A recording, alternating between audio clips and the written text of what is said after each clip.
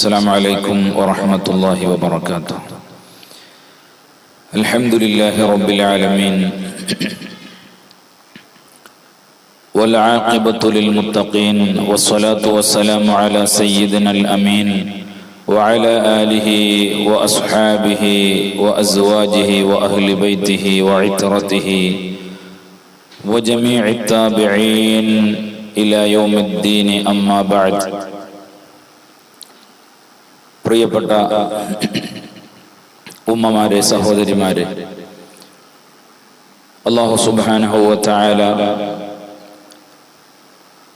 അവന്റെ ദീനിനെ കുറിച്ച് പറയാനും പഠിക്കാനും ഒക്കെ വേണ്ടി നമ്മളിവിടെ ഒരുമിച്ച് കൂടിയത് കബൂലാക്കുമാറാവട്ടെ. ഇവിടെ നമ്മൾ ചെലവഴിക്കുന്ന ഓരോ മിനിറ്റുകളും അല്ലാഹുവിൻ്റെ സമക്ഷത്തിൽ വലിയ പ്രതിഫലമുള്ള സമയങ്ങളാക്കി അല്ലാഹു മാറ്റിത്തരുമാറാവട്ടെ. നമ്മിൽ നിന്ന് വിട പറഞ്ഞു പോയവർ, ഇത്തരം നമ്മുടെ ക്ലാസ്സുകൾക്കൊക്കെ സജീവമായി ഉണ്ടായിരുന്ന പല ഉമ്മമാരും, നമ്മുടെ കുടുംബങ്ങളിലുള്ളവർ പലരും ഖബറിലാണ്. അല്ലാഹു സുബ്ഹാനഹു വ തആല അവരുടെയൊക്കെ ഉഖ്റവിയായ ജീവിതം, ബർസഖിയായ ജീവിതം സന്തോഷത്തിലും വിജയത്തിലുമാക്കി കൊടുക്കുമാറാവട്ടെ. അവരുടെയൊക്കെ ഖബറുകൾ അല്ലാഹു സന്തോഷിപ്പിക്കുമാറാവട്ടെ. ഇൻഷാ അല്ലാഹ് ഇവിടെ നമ്മൾ ഈ ചൂട് സമയത്ത് പ്രതികൂലമായ കുറേ അസൗകര്യങ്ങളൊക്കെ നമുക്കുണ്ടായിട്ടും അൽഹംദുലില്ലാഹ് അല്ലാഹുവിൻ്റെ ദീനിനെ കുറിച്ച് പറയാനും പഠിക്കാനും അറിയാനും ഒക്കെ വേണ്ടി വളരെ സന്തോഷത്തോടുകൂടെ ആവേശത്തോടുകൂടെ നമ്മളിവിടെ ഒരുമിച്ച് കൂടിയിരിക്കുകയാണ്. തീർച്ചയായും ഈ മജ്ലിസ് നമുക്ക് ഒന്നും പഠിക്കാൻ കഴിഞ്ഞിട്ടില്ലെങ്കിൽ വരെ ഈ മജ്ലിസ് നമുക്ക് വലിയ മുതൽക്കൂട്ടാണ് എന്ന് ഇമാമിങ്ങളൊക്കെ പറഞ്ഞിട്ടുണ്ട്. അല്ലാഹുവിൻ്റെ റസൂൽ സല്ലല്ലാഹു അലൈഹി വസല്ലം തങ്ങൾ പറഞ്ഞത് നമുക്ക് കാണാം. ഒരാള് മറ്റെന്തോ ലക്ഷ്യത്തിനു വേണ്ടി ഒരു നല്ല മജ്ലിസിൽ എത്തിച്ചേർന്നാലും, ഉദാഹരണം ഇമാമിങ്ങൾ പറയുന്നുണ്ട്, അവനവന്റെ സുഹൃത്തിനെ തെരഞ്ഞു പോയതാണ്. ആ സമയത്ത് സുഹൃത്ത് പള്ളിയിലാണ്, പള്ളിയിൽ ദിക്ർ നടക്കുകയാണ്, ആ മജ്ലിസിലാണ് സുഹൃത്ത് എന്നറിഞ്ഞു. സുഹൃത്തിനെ കാണൽ അത്യാവശ്യമായിട്ട് ഒരാള് അങ്ങനെ വീട്ടിൽ ചെന്നപ്പോഴാണ് ഈ വിവരം കിട്ടിയത്. അങ്ങനെ അദ്ദേഹം സുഹൃത്തിനെ കാണാൻ വേണ്ടി പള്ളിയിൽ പോയി. പള്ളിയിൽ അപ്പോൾ ദിക്ർ നടക്കുകയാണ്. ഒരമണിക്കൂർ കഴിഞ്ഞിട്ടല്ലാതെ സുഹൃത്തിനെ കാണാൻ പറ്റില്ല എന്ന് മനസ്സിലാക്കി ആ പള്ളിയുടെ ഒരു മൂലയിൽ സുഹൃത്തിനെയും കാത്ത് ആ ദിക്റിന്റെ സദസ്സിൽ ഇദ്ദേഹം ഇരുന്നു. ഇദ്ദേഹം ദിക്റിന് വന്നതല്ല, അവിടെ പറയുന്ന ഇൽമു കേൾക്കാൻ വന്നതല്ല. എന്നാൽ വരെ അല്ലാഹുവിന്റെ റസൂൽ സല്ലല്ലാഹു അലൈഹി വസല്ലം തങ്ങൾ പറഞ്ഞിട്ടുള്ളത്, ലാ യഷ്ഖാ ജലീസുഹും, ആ നല്ല സദസ്സിൽ, ഇൽമിന്റെ സദസ്സിൽ ഒരാൾ വന്നിരുന്ന് മറ്റൊരു ലക്ഷ്യത്തിന് വേണ്ടിയാണെങ്കിൽ വരെ അവരുടെ കൂട്ടത്തിൽ ഇരുന്നവർ പരാജയപ്പെടുകയില്ല. ആ മജ്ലിസിന്റെ പ്രതിഫലം അവർക്ക് ലഭിക്കുമെന്നാണ്. എന്നാൽ നമ്മളെല്ലാവരും ഒരു ലക്ഷ്യത്തിന് വേണ്ടി വന്നവരാണ്. ഇൽമു പഠിക്കാൻ എന്നുള്ള ലക്ഷ്യം മാത്രമാണ്, മറ്റൊരു ലക്ഷ്യവും നമ്മുടെ മുമ്പിലില്ല. അങ്ങനെ നല്ലൊരു മജ്ലിസിൽ വന്നിരുന്ന് നമുക്ക് പലതും മനസ്സിലാക്കാൻ കഴിഞ്ഞില്ല, അല്ലെങ്കിൽ മനസ്സിലായില്ല. എന്നാൽ വരെ നമുക്ക് ഈ മജ്ലിസിന്റെ പരിപൂർണമായ പ്രതിഫലം ലഭിക്കുമെന്നാണ് സയ്യിദുനാ റസൂലുള്ളാഹി സ്വല്ലല്ലാഹു അലൈഹി വസല്ലം തങ്ങൾ പറഞ്ഞിട്ടുള്ളത്. ഇൻഷാ അല്ലാഹ് വളരെ കുറഞ്ഞ സമയമാണ് നമുക്ക് മുമ്പിലുള്ളത്. വായിച്ചു പഠിക്കണമെന്ന് പറഞ്ഞാൽ നമ്മൾ ഈ ക്ലാസ് വായിച്ചു പഠിക്കല്ല, കേട്ട് പഠിക്കുകയാണ്. അതെല്ലാം അതിന്റെ ഉദ്ദേശമാണ്. ചുരുക്കത്തിൽ എല്ലാത്തിനേക്കാളും ഇസ്ലാം പ്രാധാന്യം കൊടുത്തിട്ടുള്ളത് പഠനത്തിനാണ്. ആ പഠനം കൃത്യമായാൽ മാത്രമേ അള്ളാഹുവിൽ വിശ്വസിക്കാൻ നമുക്ക് കഴിയുകയുള്ളൂ. കൃത്യമായ രൂപത്തിലുള്ള ഈമാൻ ഉൾക്കൊള്ളാൻ നമുക്ക് കഴിയുകയുള്ളൂ. അത് കൃത്യമാകണമെങ്കിൽ നമുക്ക് അറിവ് വേണം. ഈമാനും ഇസ്ലാമും നിസ്കാരവും നോമ്പും ഇങ്ങനെ എല്ലാ കാര്യങ്ങളെക്കുറിച്ചുമുള്ള അറിവാണ് ഏറ്റവും പ്രധാനപ്പെട്ട കാര്യം എന്നുള്ളത് കൊണ്ട് തന്നെയാണ് ആദ്യം തന്നെ നമ്മളോട് മുഅ്മിനാകണമെന്ന് പറഞ്ഞാൽ നമ്മൾ തിരിച്ചു ചോദിക്കും, എങ്ങനെയാണ് മുഅ്മിനാകേണ്ടത്, എന്താണ് ഈമാൻ, എങ്ങനെയാണ് അത് എൻ്റെ ജീവിതത്തിലേക്ക്, എൻ്റെ വിശ്വാസത്തിലേക്ക് ഞാൻ കൊണ്ടുവരേണ്ടത് എന്നൊക്കെയുള്ള തിരിച്ചുള്ള നൂറുകണക്കിന് ചോദ്യങ്ങൾ നമ്മുടെ ഭാഗത്തു നിന്നുണ്ടാകും. എന്നാൽ പഠിക്കണമെന്ന് ആദ്യമായിട്ട് നമ്മളോട് പറഞ്ഞാൽ പിന്നെ അത്തരം ചോദ്യങ്ങൾക്കൊന്നും പ്രസക്തിയില്ല. ആ ചോദ്യങ്ങൾക്കൊക്കെ ഉത്തരം പഠനത്തിലൂടെ നമുക്ക് കണ്ടെത്താൻ കഴിയുമെന്നുള്ളതാണ്.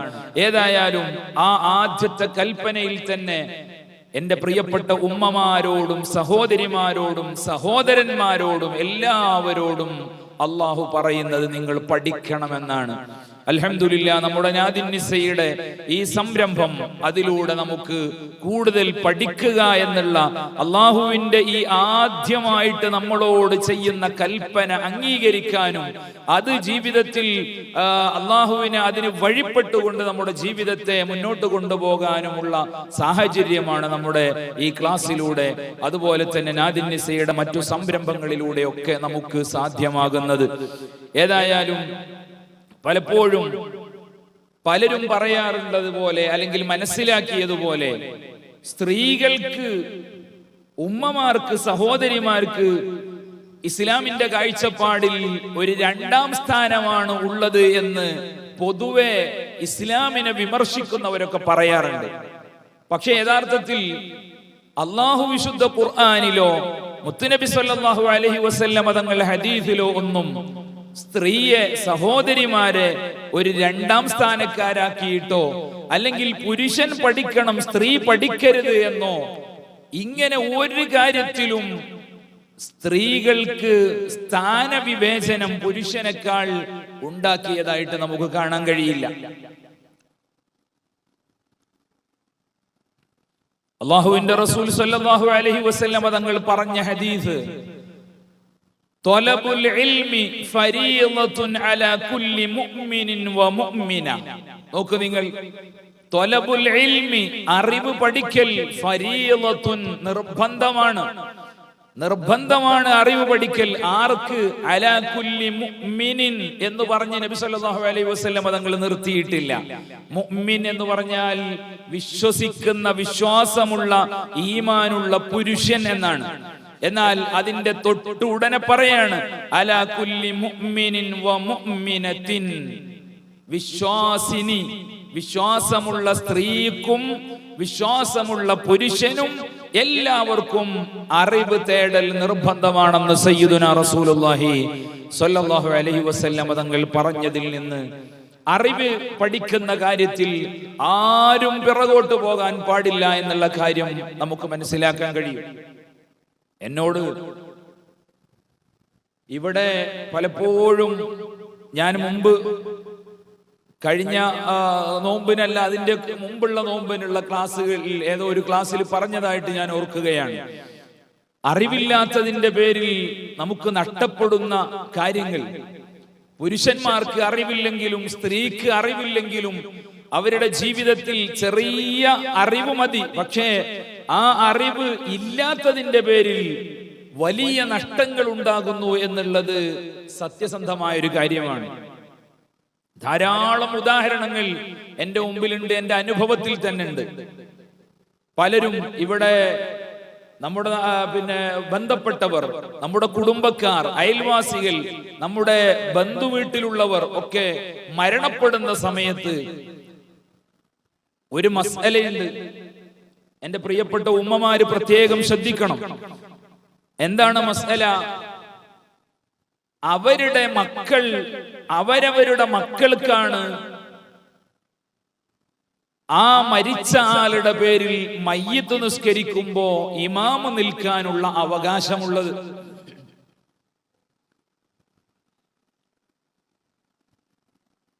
അപ്പോ സ്ത്രീകൾ നിങ്ങൾ വീട്ടിലാണുള്ളത്, പക്ഷേ നമ്മളുടെ മക്കളെ മയ്യിത്ത് നിസ്കരിക്കാൻ വേണ്ടി ആ അവകാശം പറഞ്ഞുകൊടുത്ത് അവരെ കൊണ്ടത് ചെയ്യിപ്പിക്കാൻ നമുക്ക് കഴിയണം. പക്ഷെ ഒരു കാര്യം, ഈ അവകാശം മക്കൾക്കാണ് അല്ലെങ്കിൽ അനന്തരക്കാർക്കാണ് എന്ന മസ്അല മാത്രം നമ്മൾ പഠിച്ചുകൊണ്ട് നടന്നാൽ മരണപ്പെട്ട നമ്മുടെ ഉപ്പക്ക് അല്ലെങ്കിൽ ഉമ്മക്ക് പ്രധാനമായിട്ടും നമ്മൾ ചെയ്തു കൊടുക്കുന്ന ഫർള് കിഫയായ മയ്യിത്ത് നിസ്കാരം നഷ്ടപ്പെടുമെന്നുള്ള കാര്യം തീർച്ചയാണ്. നമ്മളെ പള്ളിയിൽ മയ്യിത്ത് കൊണ്ടുവരുമ്പോ ഈ മസല പലർക്കും അറിയും. എന്താ മസല? ഇപ്പൊ നമ്മൾ പറഞ്ഞ നിയമം, ഞങ്ങൾക്കാണ് അവകാശം, മക്കൾക്കാണ് അവകാശം, അല്ലെങ്കിൽ കുടുംബത്തിലുള്ള മക്കള് സമ്മതം കൊടുക്കുന്ന അവർക്ക്, അവരുടെ അനന്തരക്കാരായ ആളുകൾക്ക് അവർക്കാണ് അവകാശം. അവർക്കൊരു ഫാത്തിഹ ഓതാൻ അറിയോ? അവർക്ക് മയ്യിത്ത് നിസ്കാരത്തിൽ എന്താണ് ചൊല്ലേണ്ടതെന്നറിയോ? മയ്യിത്ത് നിസ്കാരത്തിന് എങ്ങനെ കൃത്യമായി നിൽക്കണമെന്ന് അവർക്കറിയോ? ഏത് രൂപത്തിലാണ് മയ്യിത്ത് നിസ്കാരം അവസാനിപ്പിക്കേണ്ടതെന്നറിയോ? അതൊന്നും അറിയില്ല. ഒരു കാര്യം മാത്രം അറിയാം, ഞങ്ങൾക്കാണ് അതിന്റെ അവകാശം. എത്ര മയ്യിത്ത് നിസ്കാരങ്ങളാണ് ബാത്തിലാക്കി കളയാറുള്ളത്? പലപ്പോഴും നമ്മളത് പറയാറുണ്ട്.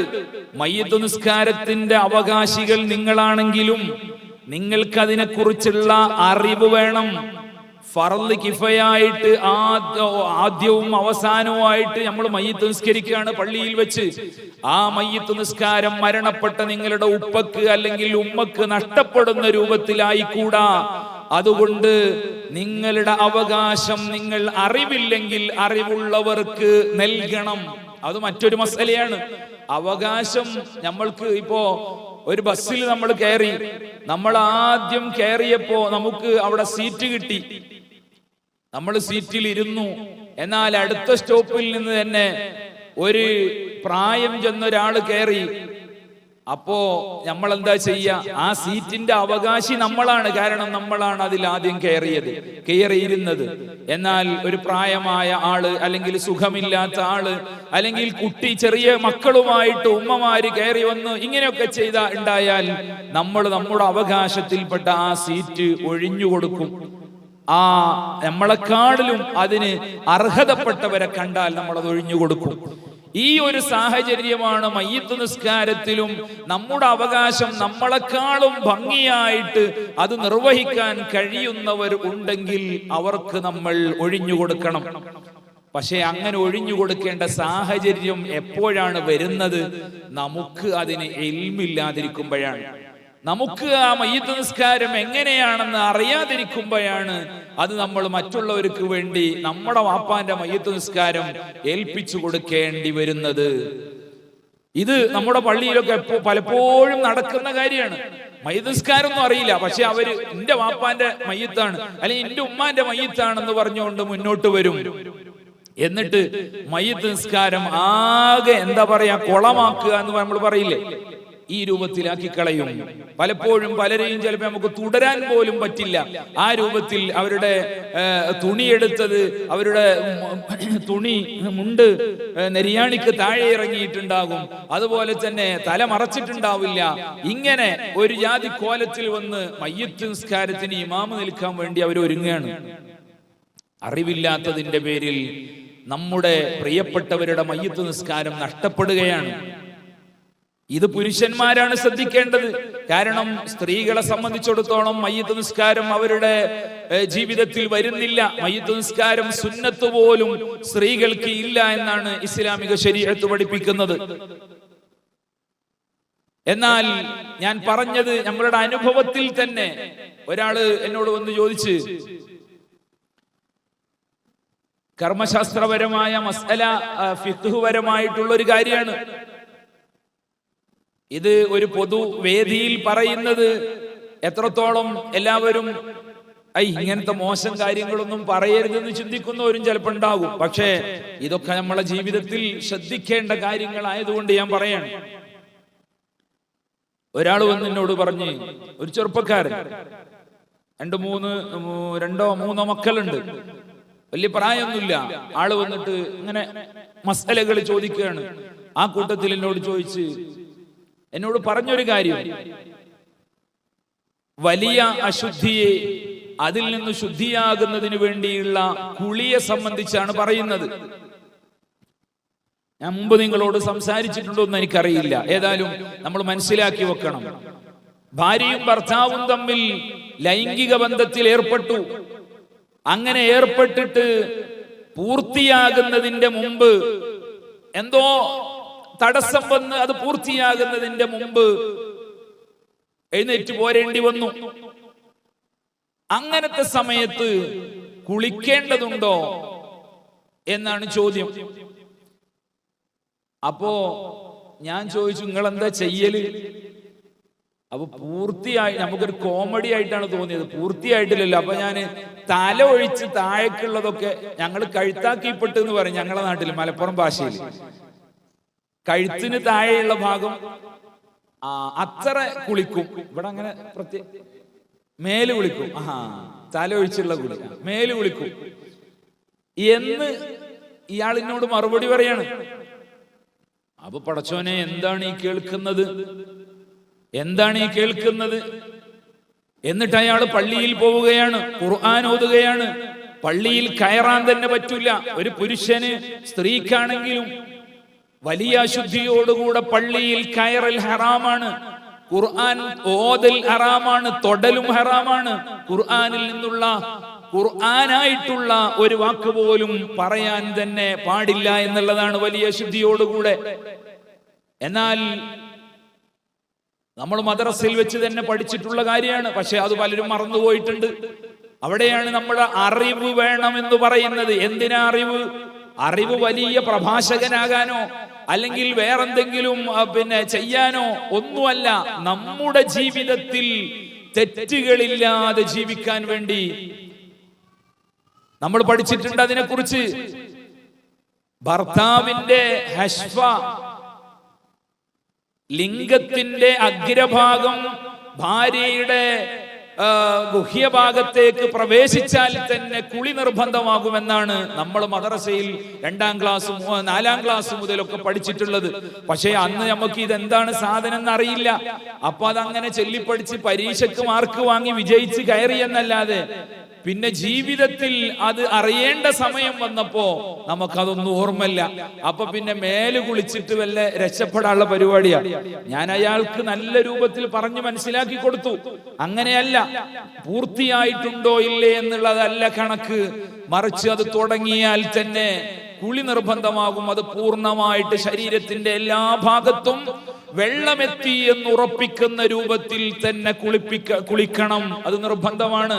അല്ലെങ്കിൽ നിങ്ങൾ ഈ ചെയ്യുന്ന നിസ്കാരം, അതുപോലെ തന്നെ ഖുർആൻ പാരായണം, ഖുർആൻ തൊടൽ, പള്ളിയിൽ കയറൽ, ഇതൊക്കെ ഹറാമാകും. നോക്ക് നിങ്ങൾ, ഞാനപ്പോ അദ്ദേഹത്തിനോട് ചോദിച്ചു, നിങ്ങൾ എത്ര വർഷമായിട്ട് കല്യാണം കഴിച്ചിട്ട്? ഞാൻ വിശദമായിട്ട് ചോദിച്ചു നോക്കുമ്പോ എത്രയോ വർഷമായിട്ട് കല്യാണം കഴിച്ച് അന്ന് മുതൽ ഈ രൂപത്തിൽ തന്നെയാണ് ചെയ്തുകൊണ്ടിരിക്കുന്നത്. നഊദു ബില്ലാഹ്. നമുക്ക് അറിവില്ലാത്തതിന്റെ പേരിൽ വരുന്ന അപകടം നോക്കൂ നിങ്ങൾ. ഇവിടുന്ന് തന്നെ എന്നോട് കഴിഞ്ഞ ഈ നോമ്പിന് ഒരാള് നിർബന്ധമായിട്ടുള്ള കുളിയെ സംബന്ധിച്ച് സംസാരിച്ചപ്പോ തന്നെ ഒരു കാര്യം ചോദിച്ചു. എന്റെ പ്രിയപ്പെട്ട ഉമ്മമാര് ശ്രദ്ധിക്കണം, നമ്മൾക്കൊക്കെ ഹൈദ്, നിഫാസ് പോലത്ത നിർബന്ധ കുളികളുള്ള കാര്യങ്ങളുള്ള ഉണ്ടാകുന്നവരാണ്. അതുപോലെ ലൈംഗിക ബന്ധങ്ങളിൽ ഏർപ്പെട്ടാൽ ഭാര്യയും ഭർത്താവുമുള്ള ശാരീരിക ബന്ധത്തിന് ശേഷം കുളി നിർബന്ധമാണ്. ഈ കുളി കൃത്യമായിട്ട് നടന്നിട്ടില്ലെങ്കിൽ അതിന് ഏത് രൂപത്തിലുള്ള വെള്ളമാണ് ഉപയോഗിക്കേണ്ടത്, ആ വെള്ളം ഏത് രൂപത്തിൽ നമ്മളെ ശരീരത്തിൽ എത്തണം, എവിടെയൊക്കെ എത്തണം, എന്തൊക്കെ ശ്രദ്ധിക്കണം, ഇതൊക്കെ നമ്മൾ ശ്രദ്ധിച്ച് അറിഞ്ഞ് തന്നെ ചെയ്യണം. അറിഞ്ഞ് തന്നെ ചെയ്യുകയാണെങ്കിൽ സിമ്പിളായ കാര്യമാണ്. കുളി നിർബന്ധമാണ്, അതുകൊണ്ട് അത് കുറെ കാര്യങ്ങൾ നോക്കാനുണ്ട് എന്ന് കരുതിയിട്ട് നമ്മളാകെ ബേജാറാകേണ്ട ആവശ്യമൊന്നുമില്ല. അറിവില്ലാത്തതിന്റെ പേരിലാണ് അതെല്ലാം ബാത്തിലാക്കി കളയുന്നത്. ഒരാൾ ചോദിച്ചത് അതിന്റെ വെള്ളത്തിനെ കുറിച്ചാണ്. അപ്പൊ ഞാൻ അദ്ദേഹത്തോട് ചോദിച്ചപ്പോ, ഈ ഷവർ എല്ലാ വീട്ടിലും ഒറ്റ വീട്ടിലും ഷവർ ഇല്ലാത്ത വീടുകളില്ല. ബാത്റൂം, അറ്റാച്ച്ഡ് ബാത്റൂമോ അല്ലാത്തതും എല്ലാത്തിലും ഷവറിന്റെ സൗകര്യമുണ്ട്. നമ്മളൊരു ഇത് തിരിച്ചു കൊടുത്താൽ അല്ലെങ്കിൽ ഒരു ബട്ടൺ അമർത്തിയാൽ വെള്ളം നമ്മളെ തലയിലേക്ക് വന്ന് വീഴും. പക്ഷെ എന്നാൽ ചിലർക്ക് അതിനോട് താല്പര്യം ഉണ്ടാവില്ല. അങ്ങനത്തെ ഒരാളാണ് അയാള് ബക്കറ്റിൽ വെള്ളം എടുത്തിട്ടാണ് കുളിക്കാറുള്ളത്. അപ്പൊ എന്റെ പ്രിയപ്പെട്ട ഉമ്മമാര് ശ്രദ്ധിക്കണം, ബക്കറ്റിൽ വെള്ളമെടുത്ത് കോപ്പ കൊണ്ട് കോരി കുളിക്കുമ്പോ ഈ വെള്ളത്തിലേക്ക് നമ്മളുടെ ശരീരത്തിൽ നിന്ന് ഒരു തുള്ളി വെള്ളം തെറിച്ചാൽ ആ വെള്ളം മുസ്തഅമലായി. ആ വെള്ളം ഇനി നമുക്ക് ഫറളായിട്ടും നിർബന്ധമായിട്ടും കഴുകേണ്ട ഭാഗങ്ങളിൽ കഴുകാൻ പറ്റാത്ത വെള്ളമായി. നമ്മൾ ഓതു കൊടുക്കുമ്പോ അങ്ങനെ ഉണ്ട്, ഫറളിൽ ഉപയോഗിച്ച വെള്ളം എന്നാണ് മുസ്തഅമലായ വെള്ളം എന്ന് പറഞ്ഞാൽ. മുസ്തഅമൽ എന്ന പദത്തിന്റെ അർത്ഥം ഉപയോഗിക്കപ്പെട്ടത് എന്നാണ്. അപ്പൊ ഫറളിൽ ഉപയോഗിക്കപ്പെട്ട വെള്ളം എന്നാണ് ഫിഖ്ഹിന്റെ ഭാഷയിൽ, കർമ്മശാസ്ത്രത്തിന്റെ ഭാഷയിൽ മുസ്തഅമലായ വെള്ളം എന്ന് പറഞ്ഞാൽ. ആ വെള്ളം നമുക്ക് പിന്നീട് ഒരു ഫറളിൽ ഉപയോഗിക്കാൻ പറ്റൂല. ഉദാഹരണത്തിന് നമ്മൾ ബക്കറ്റിൽ ഉള്ള വെള്ളം കോപ്പ കൊണ്ടെടുത്ത് നമ്മളിങ്ങനെ തലയിലേക്ക് ഒഴിക്കുമ്പോ നമ്മളെ കയ്യിലൂടെയോ അല്ലെങ്കിൽ ശരീരത്തിന്റെ ഏതെങ്കിലും ഒരു ഭാഗത്തിലൂടെയോ ആ ബക്കറ്റിലേക്ക് തന്നെ വെള്ളം ഒലിക്കുന്നുണ്ട്, അല്ലെങ്കിൽ തെറിച്ച് വീഴുന്നുണ്ട്. എന്നാൽ പിന്നെ ഒരൊറ്റ ഒഴിക്കലിൽ എവിടെയൊക്കെ വെള്ളത്തി അവിടത്തെയൊക്കെ അശുദ്ധി നീങ്ങി. ഇനി നീങ്ങാത്ത സ്ഥലത്തേക്ക് ആ വെള്ളം ഉപയോഗിക്കാൻ പറ്റൂല. എന്നാൽ ഇങ്ങനെ വർഷങ്ങളായിട്ട് അതൊന്നും ശ്രദ്ധിക്കാതെ കുളിക്കുന്ന ഒരാളാണ് എന്നോട് ചോദ്യം ചോദിച്ചത്. അയാൾ ഇതുവരെ കുളിച്ചതൊന്നും ശരിയായിട്ടില്ല. അതുകൊണ്ട് വർഷങ്ങളോളമുള്ള നിസ്കാരം ഖളാ ആയി പോവുകയാണ്. അതുപോലെ നോമ്പെടുത്തത്, അതുപോലെയുള്ള എല്ലാ ഇബാദത്തുകളും ഹറാമായിട്ടും ഖളാ ആയിട്ടും ഒക്കെ മാറുന്നത് അറിവ് ഇല്ലാത്തതിന്റെ പേരിലാണ്. ഇവിടെയാണ് പ്രിയപ്പെട്ട ഉമ്മമാരെ, അറിവ് നമ്മളെല്ലാവരും പഠിക്കണം. അത് വളരെ കൃത്യമായിട്ട്. അത് ആണുങ്ങൾക്ക് മാത്രമുള്ളതാണ്, അല്ലെങ്കിൽ പെണ്ണുങ്ങൾ അതിൽ 2ാം നമ്പറാണ്, അങ്ങനെ ഇസ്ലാം ഒരിക്കലും പറയുന്നില്ല. നിങ്ങൾക്കറിയോ, വിശുദ്ധ ഖുർആനിൽ അല്ലാഹു സുബ്ഹാനഹു വ തആല പറയുന്നുണ്ട്, സൂറത്തു തൗബയുടെ 9ാമത്തെ ആയത്ത്, വൽ മുഅ്മിനൂന വൽ മുഅ്മിനാതു ബഅ്ദുഹും ഔലിയാഉ ബഅദ്. മുഅ്മിനീങ്ങളായ പുരുഷന്മാരും മുഅ്മിനീങ്ങളായ സ്ത്രീകളും ബഅ്ദുഹും ഔലിയാഉ ബഅദ്, അവരിൽ നിന്ന് ചിലരുടെ സഹായികളാണ്, കൂട്ടുകാരാണ്. ഹലാലായ രൂപത്തിൽ നമ്മളെല്ലാവരും സഹോദരന്മാരാണ്, കൂട്ടുകാരാണ്, പരസ്പരം സഹായിക്കേണ്ടവരാണ്, ബഹുമാനിക്കേണ്ടവരാണ്. വിഷമങ്ങളിൽ എല്ലാവരും പങ്കുചേരേണ്ടവരാണ്. ഒരു സ്ത്രീ, ഒരു സഹോദരി മരണപ്പെട്ടാൽ അവിടെ സഹോദരന്മാര് വന്ന് യാസീനോതും ദുആ ചെയ്യും. അവരുടെ കാര്യങ്ങളെല്ലാം ചെയ്തു കൊടുക്കുന്നത് പള്ളിയിലും ഖബറിലും, ഖബറുമായി ബന്ധപ്പെട്ടതൊക്കെ ചെയ്തു കൊടുക്കുന്നത് സഹോദരന്മാരാണ്. അത് ഒരു സ്ത്രീ, ഒരു മുസ്ലിം സ്ത്രീ, മുഅ്മിനായ സ്ത്രീ ആയാൽ അവർക്ക് വേണ്ടതൊക്കെ മുഅ്മിനീങ്ങളായ പുരുഷന്മാര് ചെയ്തു കൊടുക്കുകയാണ്. ഇങ്ങനെ പരസ്പരം ഓരോ കാര്യത്തിലും സഹായിക്കുന്നവരും പരസ്പരം സഹകരിക്കുന്നവരും ആണ് മുഅ്മിനീങ്ങളായ പുരുഷന്മാരും മുഅ്മിനീങ്ങളായ സ്ത്രീകളും. എന്താണ് അവരുടെ സ്വഭാവം? ഇവിടെയാണ് നമ്മൾ ശ്രദ്ധിക്കേണ്ടത്. മുഅ്മിനീങ്ങളായ പുരുഷന്മാർക്ക് വേണ്ടി മാത്രമുള്ള സ്വഭാവമല്ല ഖുർആൻ പറയുന്നത്. മുഅ്മിനീങ്ങളെയും മുഅ്മിനാത്തുകളെയും, മുഅ്മിനീങ്ങളായ സ്ത്രീകളെയും പുരുഷന്മാരെയും പറഞ്ഞുകൊണ്ട് അല്ലാഹു ഖുർആനിൽ പറയാണ്, യഅ്മുറൂന ബിൽ മഅറൂഫി വയൻഹൗന അനിൽ മുൻകർ. അവരുടെ സ്വഭാവം, മുഅ്മിനാത്തുകളുടെ സ്വഭാവം, മുഅ്മിനീങ്ങളുടെ സ്വഭാവം എന്താ? യഅ്മുറൂന ബിൽ മഅറൂഫ്, അവർ നന്മ കൽപ്പിക്കുന്നവരാണ്, നന്മ കൽപ്പിക്കുന്നവരാണ് അവർ. വയൻഹൗന അനിൽ മുൻകർ, ചീത്ത കണ്ടാൽ, തെറ്റ് കണ്ടാൽ അത് പാടില്ല മോനെ, അത് അങ്ങനെയല്ല അത് ചെയ്യേണ്ടതെന്ന് പറയേണ്ടവരാണ്. മുഅ്മിനാത്തുകളായ എന്റെ പ്രിയപ്പെട്ട ഉമ്മമാരെ, സഹോദരിമാരെ, എങ്ങനെയാണ് ഒരാൾ തെറ്റ് ചെയ്യുമ്പോ അതല്ല മോനെ, അങ്ങനെയല്ല ചെയ്യേണ്ടതെന്ന് എങ്ങനെ പറയണമെങ്കിൽ നമുക്ക് ഇൽമു വേണ്ടേ? പറയണമെങ്കിൽ നമുക്ക് അറിവ് വേണ്ടേ? എന്നാലേ നമുക്കതിന് കഴിയുള്ളൂ. നമുക്ക് നന്മ പറഞ്ഞു കൊടുക്കണമെങ്കിൽ, ശരി എങ്ങനെയാണെന്ന് പറഞ്ഞു കൊടുക്കണമെങ്കിൽ നമുക്ക് അതിനെക്കുറിച്ചുള്ള വ്യക്തമായ അറിവ് വേണം. അല്ലെങ്കിൽ നമുക്കതിന്റെ കൃത്യമായ രൂപം പറഞ്ഞു കൊടുക്കാൻ ഒരിക്കലും സാധിക്കുകയില്ല. അള്ളാഹുവിന്റെ റസൂൽ സല്ലല്ലാഹു അലൈഹി വസല്ലം തങ്ങൾ അവിടുത്തെ ചരിത്രത്തിൽ, അവിടുത്തെ സ്വഹാബികളുടെ ചരിത്രത്തിൽ, സ്വഹാബിയാത്തിന്റെ ചരിത്രത്തിലൊക്കെ നമുക്ക് ഇതിനോട് അനുബന്ധമായ അല്ലെങ്കിൽ ഇത്തരം കാര്യങ്ങൾ മനസ്സിലാക്കി തരുന്ന ധാരാളം ഉദാഹരണങ്ങൾ നമുക്ക് കാണാൻ കഴിയും. ഞാൻ അതിന്റെ വിശദങ്ങളിലേക്ക് പോവുകയല്ല, നമുക്ക് സമയം വളരെ കുറവാണ്. വിശുദ്ധ ഖുർആൻ സൂറത്തു തൗബയിലെ 9-ാമത്തെ ആയത്തിൽ ഇപ്പോൾ പറഞ്ഞത് മുഅ്മിനീങ്ങളുടെ എല്ലാവരുടെയും, ആണെന്നോ പെണ്ണെന്നോ വ്യത്യാസമില്ലാതെ എല്ലാവരുടെയും സ്വഭാവം അവർ നന്മ കൽപ്പിക്കുന്നവരും തിന്മ വിരോധിക്കുന്നവരുമാണ്. അങ്ങനത്തെവർക്ക് യഥാർത്ഥത്തിൽ മുഅ്മിൻ എന്ന് പറയാൻ പറ്റുകയുള്ളൂ എന്നാണ്.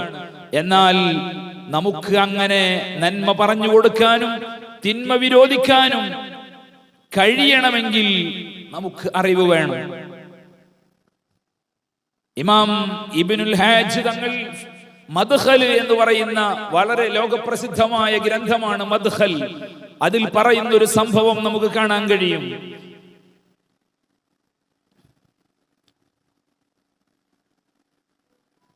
അശ്ഹബ് റളിയല്ലാഹു അൻഹുവിനെ തൊട്ടാണ് ഈ സംഭവം റിപ്പോർട്ട് ചെയ്യുന്നത്. അശ്ഹബ് റളിയല്ലാഹു അൻഹു അന്നഹു കാന ഫിൽ മദീന, മദീനക്കാരനാണ്. വഅന്നഹു ഇസ്തറാ ഖൽറതൻ മിൻ ജാരിയ, ഒരു അടിമ സ്ത്രീയിൽ നിന്ന് അദ്ദേഹം കുറച്ച് പച്ചക്കറി വാങ്ങിയിട്ട് വകാനു ലാ യബീഉനൽ ഖൽറ ഇല്ലാ ബിൽ ഖുബ്സ്. പച്ചക്കറി എന്ന് പറയുന്നത് ഭക്ഷണമാണ്, നമുക്കൊക്കെ അറിയാം. ഈ ഭക്ഷണം അവര് വിൽക്കാറുള്ളത് ഭക്ഷണത്തിന് പകരമാണ്. കാരണം പച്ചക്കറിയുള്ളവരുടെ അടുത്ത് ചിലപ്പോ ധാന്യങ്ങൾ, മറ്റു ധാന്യങ്ങൾ, അരി പോലോത്ത ഗോതമ്പ് പോലോത്ത ധാന്യങ്ങൾ ഉണ്ടാകണമെന്നില്ല. അതുകൊണ്ട് തന്നെ അവരുടെ ഒരു സ്വഭാവം, അവരുടെ മാർക്കറ്റിന്റെ ഒരു സ്വഭാവം, അവർ കൊണ്ടുവന്ന് അവരുടെ വീട്ടിലുണ്ടാക്കിയ പച്ചക്കറി വിൽക്കുമ്പോ അതിന് പകരം അവർക്ക് ഉപയോഗിക്കാൻ വേണ്ടിയുള്ള ധാന്യങ്ങൾ, റൊട്ടി, അതുപോലെ മറ്റു പൊടികൾ, അരിപ്പൊടി, ഗോതമ്പ്, ഇതൊക്കെ അതിന് പകരം വാങ്ങുന്ന സ്വഭാവമാണ് ഉണ്ടായിരുന്നത് മദീനത്ത്. അതുകൊണ്ട് തന്നെ അശ്ഹബ് റളിയല്ലാഹു അൻഹു ഈ അടിമ സ്ത്രീയായ ഒരു ചെറുപ്പക്കാരിയായ പെൺകുട്ടിയാണ്. ആ പെൺകുട്ടിയിൽ നിന്ന് ഈ പച്ചക്കറി വാങ്ങി അവരുടെ സ്വഭാവം ഇങ്ങനെ അവർക്ക് വേണ്ട ധാന്യങ്ങൾ അതിന് പകരം വാങ്ങലാണ്. പക്ഷേ ഇദ്ദേഹത്തിന്റെ കയ്യിൽ അങ്ങോട്ട് തിരിച്ചു കൊടുക്കാൻ ധാന്യമില്ലായിരുന്നു. ശ്രദ്ധിക്കണം എന്റെ പ്രിയപ്പെട്ട ഉമ്മമാരെ. ഇദാ കാന അശിയ ഹീന യഅതീനൽ ഖുബ്സ് നുഅതീക തമൻ. ഇദ്ദേഹം പറഞ്ഞു, എനിക്കിപ്പോ പച്ചക്കറി ആവശ്യമുണ്ട്, പക്ഷേ നിങ്ങൾക്ക് തിരിച്ചു തരാൻ എൻ്റെ അടുത്ത് റൊട്ടിയോ അല്ലെങ്കിൽ അതുപോലത്തെ ധാന്യങ്ങളോ നിങ്ങൾക്ക് ഭക്ഷണമായിട്ട് ഉപയോഗിക്കാൻ പറ്റുമൊന്നും എൻ്റെ അടുത്തില്ല. അത് വൈകുന്നേരമാണ് എൻ്റെ അടുത്ത് ഉണ്ടാവുക, അപ്പൊ ഞാൻ നിങ്ങൾക്ക് ഇതിന്റെ വില തരാം. അപ്പൊ ചുരുക്കി പറഞ്ഞാൽ ഭക്ഷണ പദാർത്ഥം വാങ്ങി, അത് ഭക്ഷണ പദാർത്ഥത്തിന് പകരമാണ് വാങ്ങുന്നത്, പക്ഷെ അതിപ്പോ റൊക്കം കൊടുക്കാനില്ല. ഫഖാലത്ത്, അപ്പോ പെൺകുട്ടി പറഞ്ഞു, ലാ യജൂസു ദാലിക, അത് പറ്റൂല. നമുക്കൊക്കെ എന്തെങ്കിലും തോന്നുന്നുണ്ടോ? നമ്മൾക്ക് എന്തെങ്കിലും തോന്നുന്നുണ്ടോ? ഭക്ഷണ പദാർത്ഥം കൊടുത്തിട്ട്, ഭക്ഷണ പദാർത്ഥത്തിന് പകരം ഭക്ഷണ പദാർത്ഥം കൊടുത്തിട്ട് അത് കടം പറഞ്ഞു, വൈകുന്നേരം തരാമെന്ന് പറഞ്ഞപ്പോ ഈ പെൺകുട്ടി പറഞ്ഞത് അത് പറ്റൂല, അനുവദനീയമല്ലാതെ. അപ്പൊ അശ്ഹബ് റളിയല്ലാഹു അൻഹു ചോദിച്ചു, ഫഖാല ലഹാ വലിമ, എന്താണ് അങ്ങനെ പറ്റൂല എന്ന് പറയാൻ കാരണം? അതിന് കാരണം ആ ചെറുപ്പക്കാരിയായ പെൺകുട്ടി പറയാണ്, ലിഅന്നഹു യബീഉ തുആമുൻ ബിതുആമിൻ ഗൈറു യദിൻ ബിയദ്. ഭക്ഷണത്തിന് പകരം ഭക്ഷണം വിൽക്കുക എന്നുള്ളത് അനുവദനീയമാണ്, പക്ഷേ അത് യദം ബിയദായിരിക്കണം. നമ്മളെ കർമ്മശാസ്ത്ര ഗ്രന്ഥങ്ങളൊക്കെ നോക്കിയാൽ നമുക്ക് കാണാം, ഭക്ഷണത്തിന് പകരം ഭക്ഷണം കൊടുക്കാം, പക്ഷേ യദം ബിയദ് എന്ന് പറഞ്ഞാൽ റൊക്കമായിട്ട് കൊടുക്കണം, അല്ലാതെ കടം പറ്റൂല. ഇവിടെ നിങ്ങൾ കടമാണ് പറഞ്ഞത്, അതുകൊണ്ട് ഈ കച്ചവടം അനുവദനീയമല്ല. അശ്ഹബ് റളിയല്ലാഹു അൻഹു അത്ഭുതപ്പെട്ടു. കാരണം ഒരു ചെറുപ്പക്കാരിയായ പെൺകുട്ടിക്ക് എന്തൊരു വിവരമാണ്. കർമ്മശാസ്ത്രപരമായിട്ടുള്ള കാര്യത്തിൽ എത്ര വലിയ അറിവാണ് ഈ പെൺകുട്ടിക്കുള്ളത്. ഈ പെൺകുട്ടിയെ കുറിച്ച് ചോദിച്ചറിഞ്ഞു. ഇത് ആരുടെ പെൺകുട്ടിയാണ്, ആരുടെ വീട്ടിൽ താമസിക്കുന്ന പെൺകുട്ടിയാണ് എന്നൊക്കെ ചോദിച്ചറിഞ്ഞപ്പോ ഖീല ലഹു ഇന്നഹാ ജാരിയത്തു ബിൻതി മാലിക് ബിൻ അനസ് റളിയല്ലാഹു അൻഹു, മുത്തുനബിയുടെ ഖാദിമായിട്ട് 10 കൊല്ലത്തോളം ജീവിച്ച അനസ് ബിൻ മാലിക് റളിയല്ലാഹു അൻഹു, മാലിക് ബിൻ അനസ് റളിയല്ലാഹു അൻഹുവിന്റെ മകൻ മാലിക്കിന്റെ മകളുടെ അടിമ സ്ത്രീയാണിത്. അതുകൊണ്ട് ആ കുടുംബത്തിൽ നിന്ന്, ആ കുടുംബത്തിലുള്ള കുട്ടികളെയും അടിമകളെയും ഒക്കെ അവർ കൃത്യമായി ഫിഖ്ഹും മറ്റു കാര്യങ്ങളും പഠിപ്പിച്ചു എന്നതിന്റെ തെളിവായിട്ടാണ് ഇത് മനസ്സിലാക്കാൻ പറ്റുന്നത്. അതുകൊണ്ട് തന്നെയാണ് ഇത്രയും കൃത്യമായ വിവരം അവർക്കുള്ളത്. ഒക്കെ നിങ്ങൾ അവരുടെ സ്വഭാവം, അവർ പഠിച്ചത് എങ്ങനെ, ഇത് പെട്ടെന്ന് പറയാൻ കഴിയോ?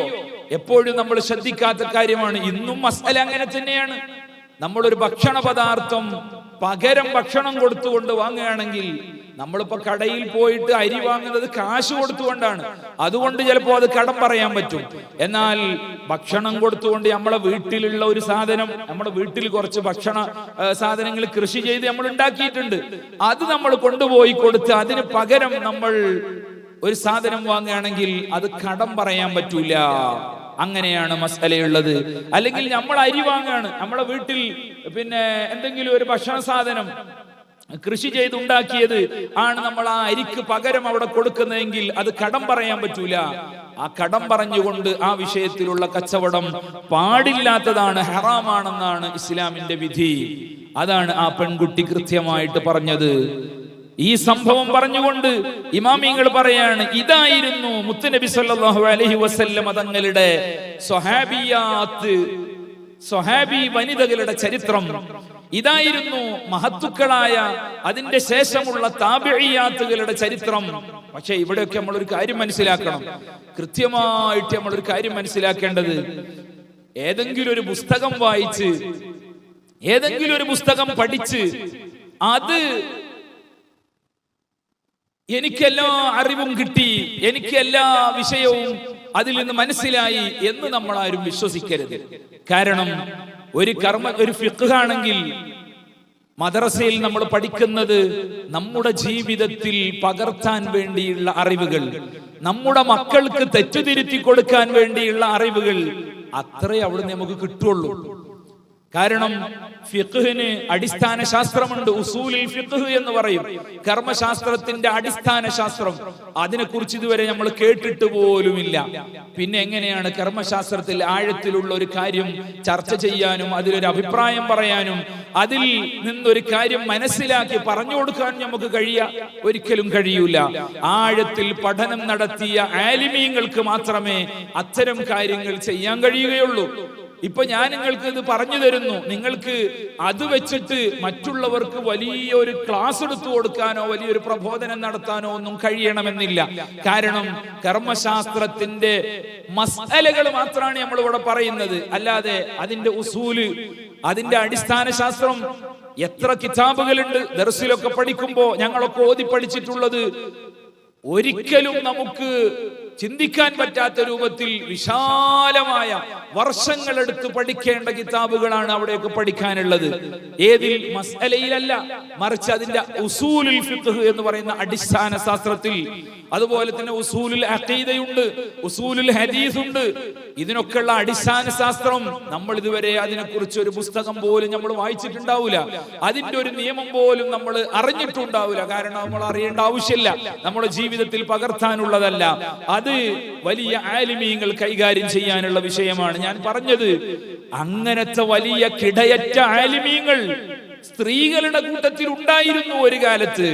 പക്ഷേ ഇന്ന് അതിനുള്ള സൗകര്യങ്ങളൊക്കെ ഉണ്ട്, പക്ഷേ അതിനുവേണ്ടി ഇറങ്ങി പുറപ്പെടുന്നവർ വളരെ കുറവാണ്. അത് തുടക്കം മുതൽ തന്നെ ഞാൻ പറഞ്ഞത് നല്ലോണം നമ്മൾ മനസ്സിലാക്കണം. ഒരു പുസ്തകം വായിച്ചിട്ട് എനിക്കെല്ലാം കിട്ടി എന്ന് പറയുന്ന ഒരവസ്ഥയല്ല, മറിച്ച് തുടക്കം മുതൽ ഇതിനു വേണ്ട എല്ലാ കാര്യങ്ങളും, അതിന്റെ അടിസ്ഥാന ശാസ്ത്രവും അതിന്റെ വ്യാകരണവും അറബിയിലാണ് വിശുദ്ധ ഖുർആനും ഹദീസും ഉള്ളത്. അതുകൊണ്ട് തന്നെ അറബി സാഹിത്യത്തിന്റെ ഇൽമുൽ മആനിയും ഇൽമുൽ മന്തിഖും ഇൽമുൽ ബദീഉം ഇങ്ങനെ തുടങ്ങിയിട്ട് അതുമായി ബന്ധപ്പെട്ട അറബി വ്യാകരണ ശാസ്ത്രവും അതിന്റെ സാഹിത്യ ശാസ്ത്രവും അതിന്റെ ശാഖകളും ഉപശാഖകളുമായിട്ട് ധാരാളം കാര്യങ്ങൾ പഠിക്കുമ്പോൾ മാത്രമാണ് ഒരു ആലിമത്തായി തീരാൻ നമുക്ക് കഴിയുന്നത്. അതിനും ഉള്ള സൗകര്യം ഇന്ന് ധാരാളമുണ്ട്. നിങ്ങൾക്കറിയോ, ബഹുമാനപ്പെട്ട മാലിക് റളിയല്ലാഹു അൻഹുവിനെ നമുക്കൊക്കെ അറിയാലോ. 4 മദ്ഹബുകളിൽ ഒരു പ്രധാനപ്പെട്ട മദ്ഹബാണ് ഇമാം മാലിക് റളിയല്ലാഹു അൻഹുവിന്റെ മാലിക്കി മദ്ഹബ്. മാലിക് റളിയല്ലാഹു അൻഹു മദീനയിലെ മുദർരിസായിരുന്നു. ചരിത്രം നമ്മൾ പഠിക്കണം. മദീനയിലെ മുദർരിസായിരുന്നു. ആദ്യകാലത്ത് തന്നെ ഹദീസുകൾ ക്രോഡീകരിച്ചു മുവത്ത എന്ന് പറയുന്ന ഗ്രന്ഥം എഴുതിയ മഹാനാണ് ബഹുമാനപ്പെട്ട ഇമാം മാലിക് റളിയല്ലാഹു അൻഹു. നമ്മുടെ മദ്ഹബിന്റെ ഇമാമായ ഇമാം ഷാഫിഈ റളിയല്ലാഹു അൻഹു ആദ്യമായിട്ട് മനപ്പാടമാക്കിയ ഹദീസിന്റെ കിതാബ് അത് മുവത്ത എന്ന് പറയുന്ന മാലിക്കി ഇമാം രചിച്ച ഹദീസിന്റെ കിതാബായിരുന്നു. ആ മാലിക്കി ഇമാം ദർസ് എടുക്കുന്ന സമയത്ത് ബഹുമാനപ്പെട്ടവരുടെ വീട് പള്ളിയിലേക്ക് തന്നെയാണ് വീടിന്റെ ഡോർ ഉള്ളത്.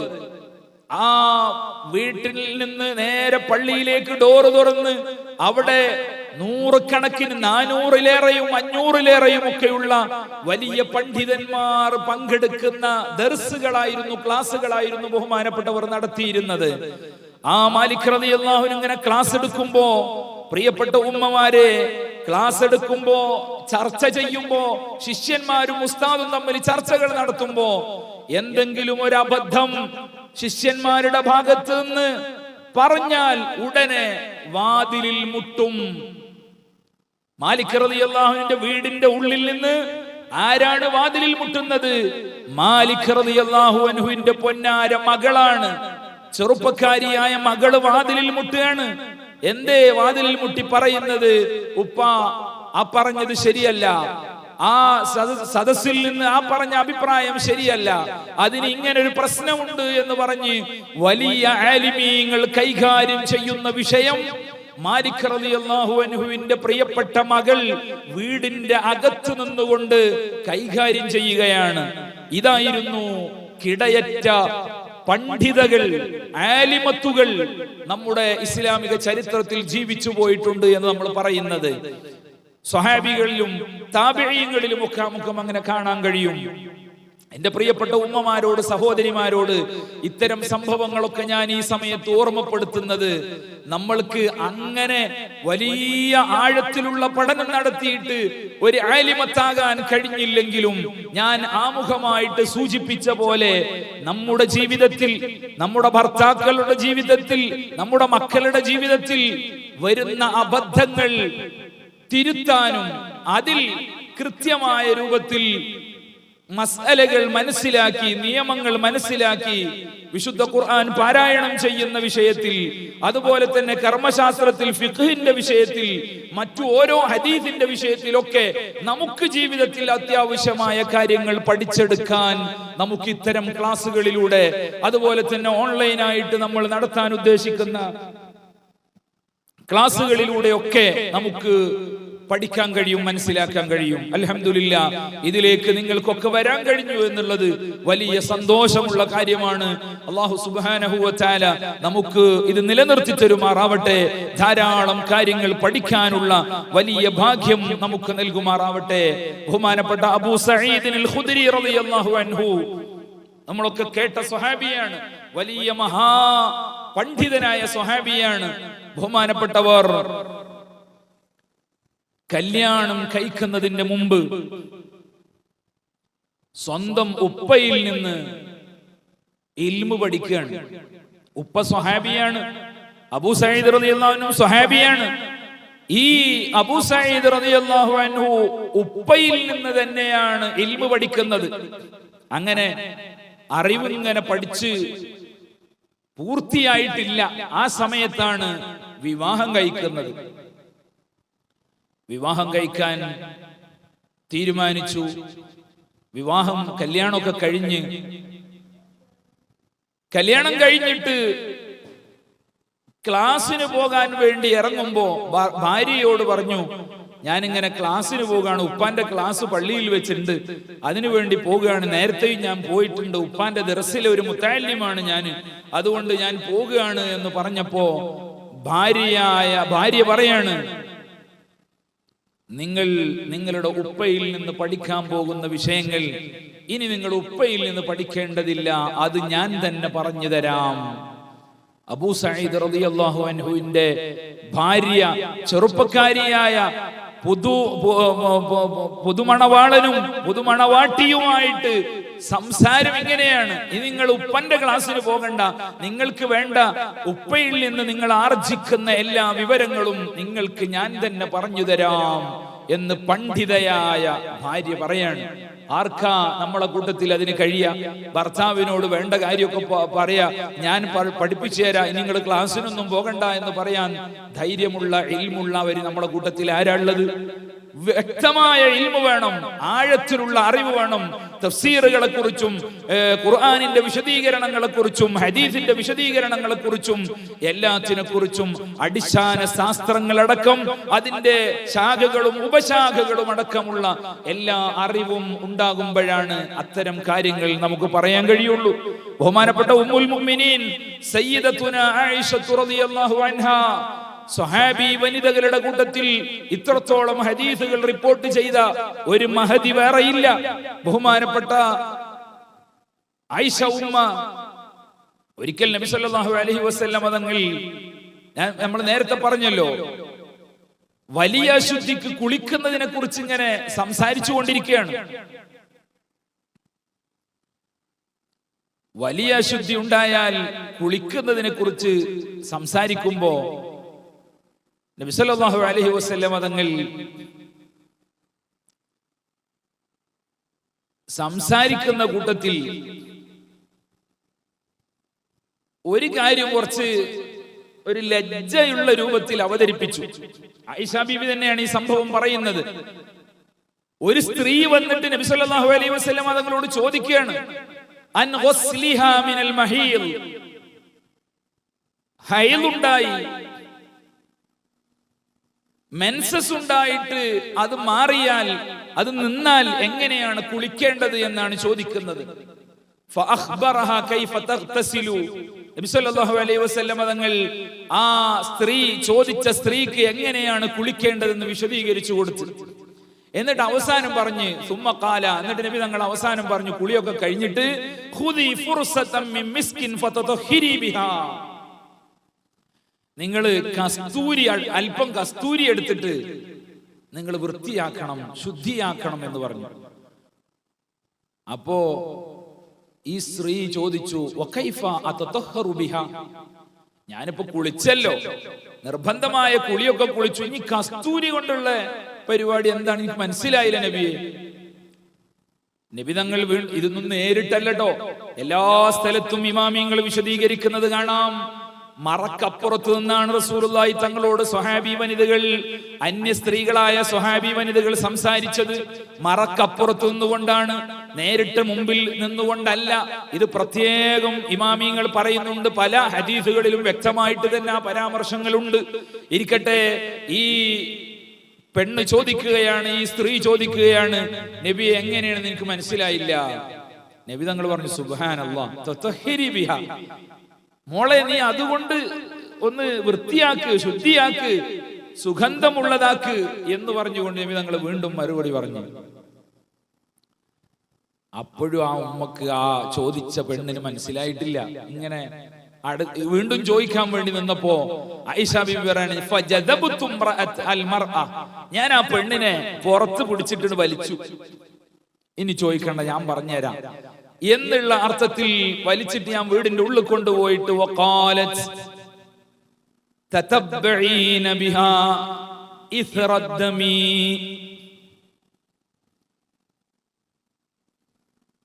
മെൻസസിന്റെ ആ സമയത്ത് വരുന്ന രക്തം അത് നജസാണെന്ന് മാത്രമല്ല, അത് ചിലപ്പോ ദുർഗന്ധമുണ്ടാകും. അങ്ങനെയൊക്കെ പല രൂപത്തിലും ഉള്ള ഒഴിവാക്കേണ്ട, ശരീരത്തിൽ നിന്ന് ഒഴിവാക്കേണ്ട രക്തമാണല്ലോ അത്. അതുകൊണ്ട് തന്നെ കുളി നിർബന്ധമായ കുളിയൊക്കെ കുളിച്ചതിന് ശേഷം നിങ്ങൾ ആ ഭാഗത്ത് ഉപയോഗിക്കാൻ പറ്റുന്ന രൂപത്തിൽ നല്ല സുഗന്ധം ഉപയോഗിക്കണം എന്ന് ആയിഷ ബീവി ആ ഉമ്മക്ക്, ആ ചോദിച്ച സ്ത്രീക്ക് വിശദീകരിച്ചു കൊടുക്കുകയാണ്. ആ രക്തം വന്ന ഭാഗത്ത് നിങ്ങൾ കസ്തൂരി ഉപയോഗിക്കണമെന്നാണ് നബി തങ്ങൾ പറഞ്ഞത്. അത് പറയാനുള്ള ഒരു മടിയുണ്ട്, അങ്ങനെ ഒരു വ്യക്തമായിട്ട് പറയാതെന്നതാണ്. അത് ഞാൻ പറഞ്ഞു തരാം എന്ന് പറഞ്ഞുകൊണ്ട് അതിന്റെ മസ്അല ബഹുമാനപ്പെട്ട ആയിഷ ബീവി റളിയല്ലാഹു അൻഹ പറഞ്ഞു കൊടുക്കുകയാണ്. പ്രിയപ്പെട്ട ഉമ്മമാരെ, നമുക്ക് അങ്ങനെ എല്ലാ കാര്യങ്ങളും അറിയണം. അല്ലാഹുവിന്റെ റസൂൽ സല്ലല്ലാഹു അലൈഹി വസല്ലം തങ്ങൾ സ്വഹാബി വനിതകളെ ഒരിക്കലും ഒരു അറിവിൽ നിന്നും മാറ്റി നിർത്തിയിട്ടില്ല. ബഹുമാനപ്പെട്ട ജാബിർ ഇബ്നു അബ്ദുല്ലാഹി റളിയല്ലാഹു അൻഹു പറയുന്ന ഒരു സംഭവം, ഇതും കൂടി പറഞ്ഞ് ഞാൻ അവസാനിപ്പിക്കുകയാണ്, സമയം വൈകിയിട്ടുണ്ട്. ജാബിർ റളിയല്ലാഹു അൻഹു പറയാണ്, ഷഹിദ്തു മഅൻ നബി സല്ലല്ലാഹു അലൈഹി വസല്ലം യൗമൽ ഈദ്, ഒരു പെരുന്നാളിന്റെ ദിവസം ഞാൻ നബി സല്ലല്ലാഹു അലൈഹി വസല്ലം തങ്ങളോടുകൂടെ പെരുന്നാളിന് പങ്കെടുക്കുകയാണ്. അങ്ങനെ രാവിലെ തന്നെ പെരുന്നാൾ നിസ്കാരം നമ്മൾ നടത്തും. പള്ളിയിൽ പെരുന്നാൾ നിസ്കാരം അല്ലെ, പെരുന്നാൾ നിസ്കാരത്തിന്റെ സ്വഭാവം ആദ്യം നിസ്കാരവും പിന്നെ ഖുതുബയുമാണ്. പള്ളിയിൽ വരേണ്ടതില്ലാത്ത ഉമ്മമാർക്ക് അത് അത്ര പരിചയം ഉണ്ടാവില്ല. വെള്ളിയാഴ്ച ജുമുഅക്കാകുമ്പോ ആദ്യം ഖുതുബയും പിന്നെ നിസ്കാരവുമാണ്. എന്നാൽ പെരുന്നാളിന് ആദ്യം നിസ്കാരവും പിന്നെ ഖുതുബയുമാണ്. അതെല്ലാം കഴിഞ്ഞു. അതിന് പ്രത്യേക ബാങ്കുയിക്കാമത്തൊന്നുമില്ല. അതൊക്കെ കഴിഞ്ഞിട്ട് ثم قام متكئا على بلال فأمر بتقوى الله تعالى وحث على طاعته ووعظ الناس وذكرهم.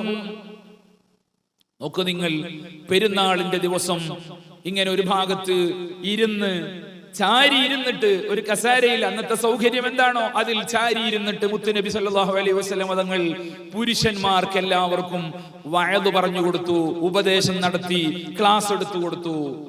എന്നിട്ട് പെരുന്നാളിന്റെ ദിവസമാണ്. നമ്മളെ ഉമ്മമാരി സഹോദരിമാരൊക്കെ കിട്ടുവോ പഠിച്ചോനെ പെരുന്നാളിന്റെ ദിവസം നാദിന്നിസന്റെ ക്ലാസ് എന്ന് പറഞ്ഞാൽ? എന്നാൽ നോക്കൂ നിങ്ങൾ, സയ്യിദുനാ റസൂലുള്ളാഹി സ്വല്ലല്ലാഹു അലൈഹി വസല്ലം തങ്ങൾ സ്ത്രീകൾക്ക് ക്ലാസ് ഉണ്ട് എന്ന് നേരത്തെ പറഞ്ഞിട്ടുണ്ട്. പെരുന്നാളിന്റെ നിസ്കാരവും കഴിഞ്ഞ് ആ സമയത്ത് പള്ളിയുടെ ഒരു ഭാഗത്ത് ഒരുമിച്ചുകൂടി, പള്ളിയുടെ അടുത്ത് സൗകര്യപ്പെടുത്തി ഒരു ഭാഗത്ത് ഒരുമിച്ച് കൂടിയിട്ട് സ്ത്രീകൾക്ക് ക്ലാസ് ഉണ്ട് എന്ന് നബി തങ്ങൾ നേരത്തെ അറിയിപ്പ് കൊടുത്തിട്ടുണ്ട്. അതിന്റെ പോസ്റ്റർ നേരത്തെ വിട്ടുകൊടുത്തിട്ടുണ്ട്. അന്നത്തെ സൗകര്യം അനുസരിച്ച് അതിന്റെ പ്രചാരണം നടത്തിയിട്ടുണ്ട്. അങ്ങനെ പുരുഷന്മാരുടെ ക്ലാസ് കഴിഞ്ഞപ്പോ നബി തങ്ങൾ സ്ത്രീകൾ ഒരുമിച്ച് കൂടിയ ഭാഗത്തേക്ക് പോയി. സ്ത്രീകളുടെ ഭാഗത്തേക്ക് പോയിട്ട്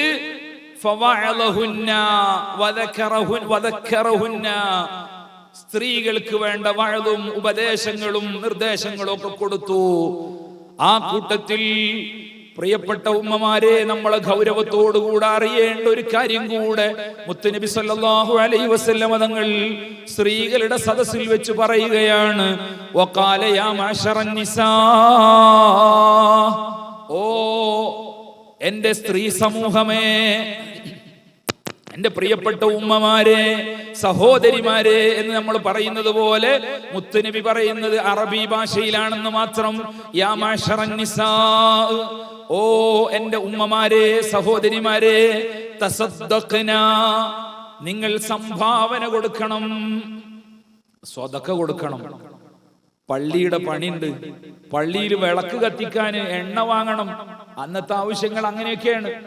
പള്ളിയിൽ വെളിച്ചം വെക്കണം, അതുപോലെ പള്ളിയുടെ അറ്റകുറ്റപ്പണികൾക്ക് വേണ്ടി, അതുപോലെ തന്നെ പള്ളിയിൽ ദർസുണ്ട്, ദർസിൽ പഠിക്കുന്ന മുത്തഅല്ലിമീങ്ങൾക്ക് സൗകര്യം ചെയ്യണം, ഭക്ഷണം കൊടുക്കണം. ഇതിനൊക്കെ വേണ്ടിയാണ് അവരോട് സ്വതക്ക ചെയ്യാൻ പറയാണ്. സ്വതക്ക ചെയ്യാൻ പറഞ്ഞതിന്റെ കൂട്ടത്തിൽ മുത്തുനബി പറഞ്ഞത് ഫഇന്നകുന്ന അക്സറു ഹതബി ജഹന്നം, കാരണം മനുഷ്യന്മാരുടെ കൂട്ടത്തിൽ ആണുങ്ങളും പെണ്ണുങ്ങളും ഉണ്ടെങ്കിലും ഈ കൂട്ടത്തിൽ ഏറ്റവും കൂടുതൽ നരകത്തിന്റെ വിറകുകളായിട്ട് മാറുന്നവർ സ്ത്രീ സമൂഹമാണ്. നിങ്ങൾ ശ്രദ്ധിക്കണം, അള്ളാഹുവിന്റെ റസൂല് സ്ത്രീകളോട് സ്വതക്ക ചെയ്യാൻ പറഞ്ഞുകൊണ്ട് അതിന്റെ കാരണം പറയുന്നത്, ഏറ്റവും കൂടുതൽ നരകത്തിൽ പ്രവേശിക്കുന്നത് മനുഷ്യരുടെ കൂട്ടത്തിൽ സ്ത്രീകളാണ് എന്ന് പറയുമ്പോൾ സ്വാഭാവികമായിട്ടും സ്ത്രീകൾക്ക് അത് അത്ര പിടിക്കൂല. അല്ലെങ്കിൽ എന്തുകൊണ്ടാണെന്ന് അറിയേണ്ടി വരും. ഉറപ്പല്ലേ? നമ്മൾക്കൊക്കെ ഇപ്പൊ അതിന് താല്പര്യമുണ്ട്. എന്താണ് ഇപ്പൊ അങ്ങനെ പറയണത് ഞങ്ങളെ പറ്റി മാത്രം എന്നൊരു താല്പര്യം ഉണ്ടാവും. അതുകൊണ്ട് തന്നെ അന്ന് അങ്ങനെ താല്പര്യപ്പെട്ടിട്ട് സ്ത്രീകളുടെ നടുവിൽ നിന്ന്, ആ സദസ്സിന്റെ നടുവിൽ നിന്ന് ഒരു സ്ത്രീ എഴുന്നേറ്റ് നിന്നുകൊണ്ട് ചോദിക്കുകയാണ്. ആ സ്ത്രീ സുഫഉൽ ഖദ്ദൈൻ, അത് ഈ ഹദീസ് റിപ്പോർട്ട് ചെയ്യുന്ന ആള് എനിക്ക് കൃത്യമായിട്ട് ആ സ്ത്രീയെ അറിയാം, അല്ലെങ്കിൽ ആ സ്ത്രീ ചെയ്തത് അതിന്റെ ഈ ഹദീസിന്റെ ഈ വിഷയത്തിന്റെ കൃത്യത മനസ്സിലാക്കാൻ വേണ്ടി പറഞ്ഞൊരു വിഷയമാണ്. ആ സ്ത്രീ മുഖത്ത് ഒരു കറുത്ത പുള്ളിയുള്ള സ്ത്രീയാണ്. അത്രത്തോളം എനിക്ക് ഓർമ്മ ഉണ്ട് ആ വിഷയം, അല്ലാതെ ഞാൻ വെറുതെ പറയുന്നതല്ല എന്ന് നമുക്കൊക്കെ മനസ്സിലാകാൻ വേണ്ടി പറയാണ്. മുഖത്ത് ഒരു കറുത്ത പുള്ളിയുള്ള സ്ത്രീയാണ്. ആ സ്ത്രീ എഴുന്നേറ്റ് നിന്നുകൊണ്ട് ചോദിച്ച്, ലീമയാ റസൂലല്ലാഹ്, നബിയെ, സ്ത്രീകളാണ് നരകത്തിലെ ഏറ്റവും കൂടുതൽ വിറകുകളായിട്ട് മാറുന്നത് എന്ന് നിങ്ങൾ പറഞ്ഞത് എന്തേ കാരണം? എന്താ സ്ത്രീകൾ അങ്ങനെ കൂടുതൽ നരകത്തിൽ കടക്കാനുള്ള കാരണമെന്ന് മുത്തുനബി സല്ലല്ലാഹു അലൈഹി വസല്ലം തങ്ങളോട് ചോദിക്കുകയാണ്. ഫഖാൽ, നബി തങ്ങൾ പറഞ്ഞു, എന്റെ മുഅ്മിനീങ്ങളെ, മുഅ്മിനാത്തുകളെ, ഈ കാര്യം നമുക്ക് ഉണ്ടാകാന്നാ മതി, എന്നാ നമ്മൾ നരകത്ത് പോകൂല. അതിനു വേണ്ടിയാണ് നബി തങ്ങൾ ഇത് പറഞ്ഞത്. പക്ഷെ എത്രത്തോളം അതിന് നമുക്ക് കഴിയുമെന്നുള്ളത് നമ്മൾ ചിന്തിക്കണം. അള്ളാഹുവിന്റെ റസൂല് പറഞ്ഞു അതിന് കാരണം എന്താണെന്ന് ചോദിച്ച ഉമ്മയോട്, ആ സഹോദരിയോട് തങ്ങൾ പറയാണ്, ലിഅന്നകുന്ന തക്സർന അശ്ശികായാത് വതക്ഫുർനൽ അശീർ.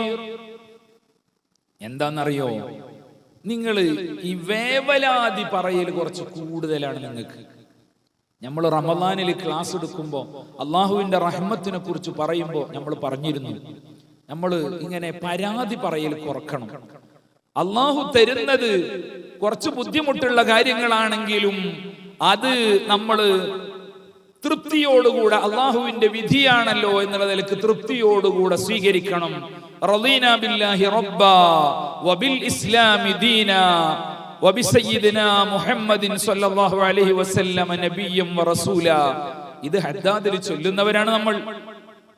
റളീനാ ബില്ലാഹി റബ്ബാ, അള്ളാഹുവിനെ റബ്ബായിട്ട്, എന്റെ പരിപാലകനായിട്ട് നമ്മൾ തൃപ്തിപ്പെട്ടിട്ടുണ്ടെങ്കിൽ പിന്നെ ആ പരിപാലകനായ റബ്ബ് ചിലപ്പോ സന്തോഷമുള്ളത് തരും, ചിലപ്പോ കുറച്ച് വിഷമുള്ളത് ഉണ്ടാക്കും.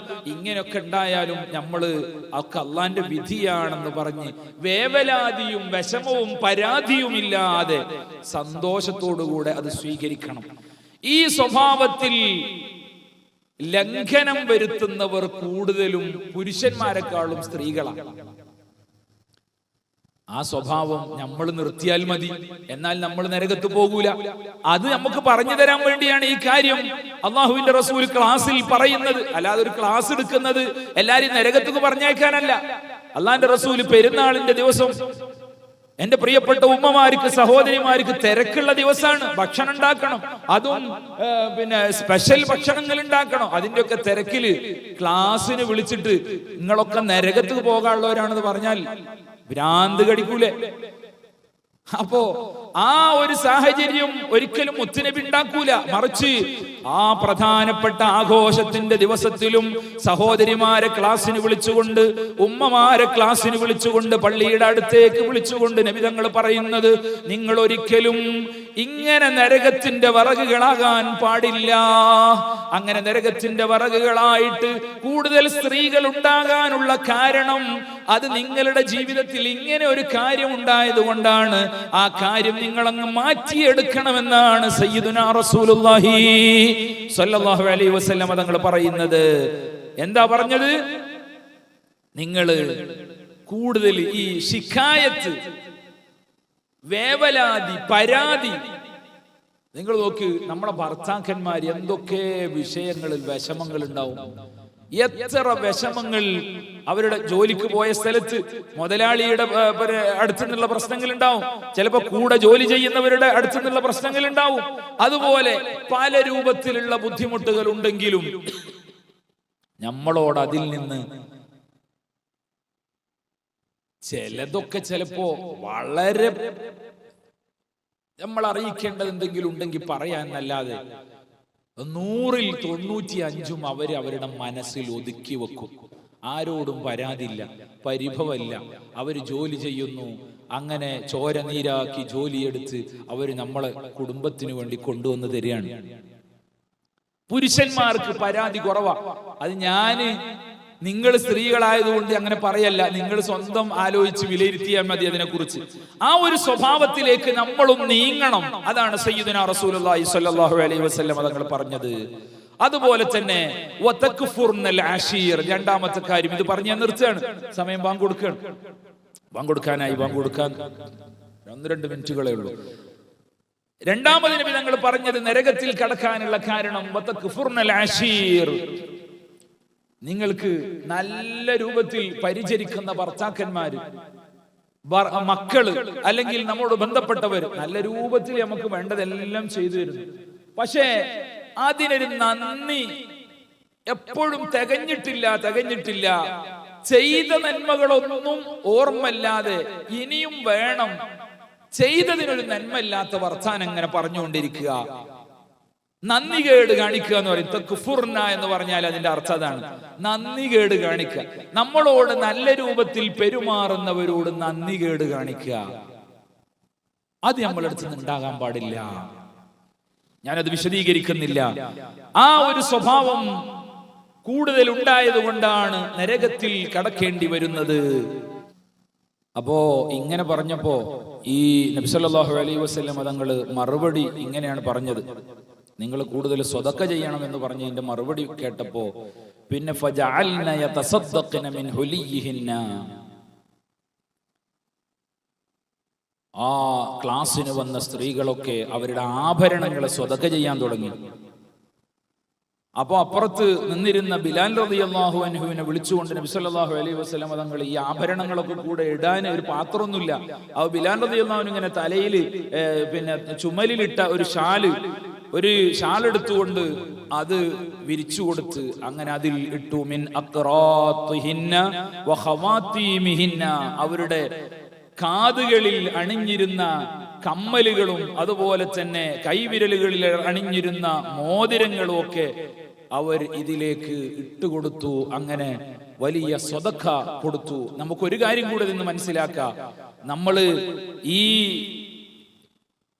തെറ്റുകളൊക്കെ നമ്മളെടുത്ത് നിന്നുണ്ടാകുമ്പോൾ നമ്മൾ നല്ല രൂപത്തിൽ ദീനിനു വേണ്ടി സ്വതക്ക ചെയ്താൽ അതൊക്കെ മാറ്റി അതൊക്കെ പുറത്ത് സ്വർഗത്തിൽ കടക്കാൻ അത് കാരണമാകുമെന്ന് നബി സല്ലല്ലാഹു അലൈഹി വസല്ലം തങ്ങൾ ഈ സ്ത്രീകളെ ഇതിലൂടെ പഠിപ്പിക്കുന്നുമുണ്ട്.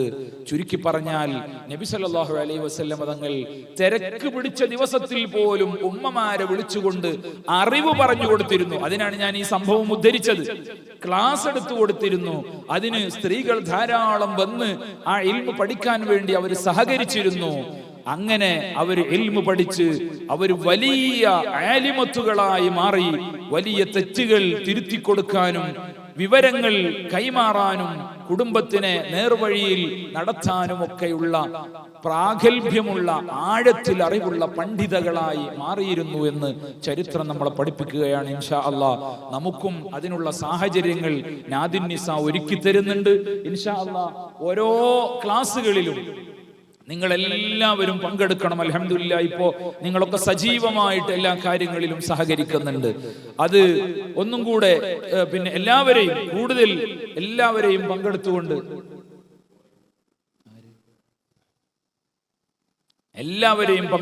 പങ്കെടുപ്പിച്ചുകൊണ്ട് നമ്മൾ ഇത് ഒന്നുകൂടെ വിപുലമാക്കി എല്ലാ നാദിൻ നിസ യൂണിറ്റുകളിലുള്ളവരെയും നമ്മുടെ ഈ ക്ലാസ്സിലേക്ക് എത്തിക്കണം. ഇൻഷാ അല്ലാഹ് നിങ്ങൾ ആവശ്യപ്പെട്ടതുപോലെ ഓൺലൈനായിട്ട് വാട്സപ്പിൽ വോയിസിലൂടെ ഇൻഷാ അല്ലാഹ് ഓരോ ആഴ്ചയിലും നമുക്ക് പിന്നെ ക്ലാസ് എടുക്കാൻ വേണ്ടി തീരുമാനിച്ചിട്ടുണ്ട്. അത് ഉദ്ദേശിക്കുന്നത് വിശദമായിട്ട് പറയാൻ സമയമില്ല.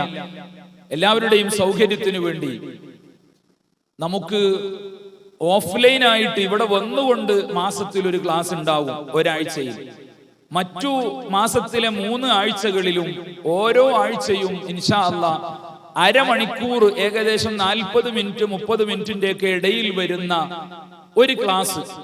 അത് ഒരാഴ്ചയിൽ ഫിഖ്ഹ്, അടുത്ത ആഴ്ചയിൽ തജ്വീദ്, മറ്റൊരു ആഴ്ചയിൽ പിന്നെ തഫ്സീർ, ഹദീസ്, അങ്ങനെ നമുക്ക് ആവശ്യമുള്ള കാര്യങ്ങളൊക്കെ ഉൾപ്പെടുത്തിക്കൊണ്ട് ഒരു 3/4 മണിക്കൂർ, 40 മിനിറ്റ് 30 മിനിറ്റ് ഈ രൂപത്തിൽ ഒരു ക്ലാസ് ഇൻഷാ അല്ലാഹ് ഒരാഴ്ചയിൽ തരും.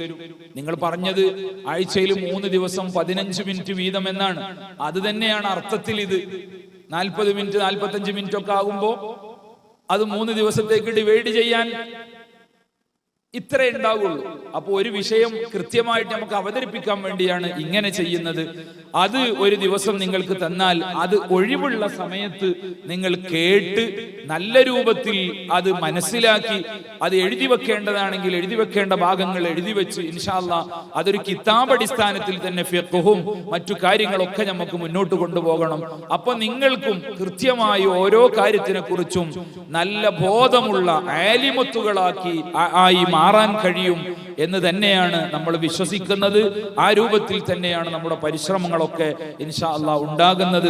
നിങ്ങളുടെ സഹകരണം, അതിലൊക്കെയുള്ള നിങ്ങളുടെ പങ്കാളിത്തം, സഹാബി വനിതകളും താബിഈങ്ങളും ഒക്കെ ഇങ്ങനത്തെ വലിയ ആലിമത്തുകളായിട്ട് മാറാനുള്ള കാരണം, ഇനി അതൊക്കെ കഴിഞ്ഞ് നമ്മുടെ നാട്ടിലേക്ക് നമ്മുടെ ഒരു തലമുറ മുന്നിലേക്ക് പോയാൽ തന്നെ അതൊന്നും പറയാൻ എനിക്ക് സമയം കിട്ടിയില്ല. എത്രയോ ദർസ് നടത്തുന്ന ആലിമത്തുകൾ നമ്മുടെ നാട്ടിൽ കഴിഞ്ഞു പോയിട്ടുണ്ട്, നമ്മുടെ മലബാറിൽ കഴിഞ്ഞു പോയിട്ടുണ്ട്. അവരുടെയൊക്കെ ചരിത്രം നമ്മളുടെ അടുത്തുണ്ട്.